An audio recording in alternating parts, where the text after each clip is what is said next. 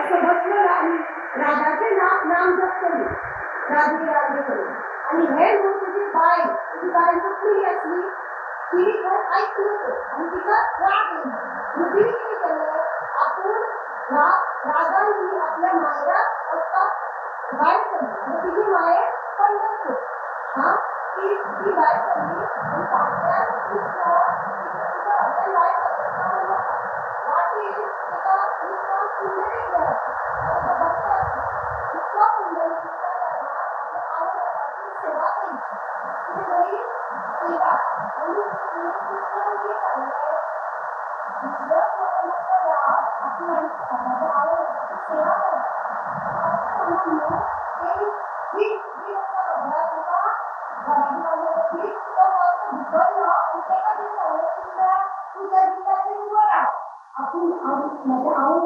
सेवा करीत तू त्या विषयाचे उभं राहा आणि त्यांना सांग कृष्ण त्या विषयाचे उभा राहा. कृष्ण कोण?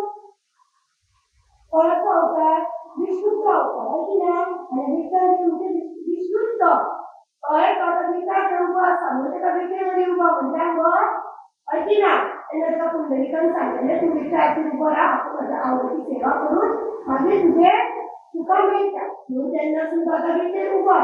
आणि ज्यांना तो विषय उभं रावलं तो दृश्य पळवता सगळ्यात पहिली देव सगळे तो शंकर महादेव बरा महादेव नो हा तो पहिलाच पर्वता जाता अशा जाणार.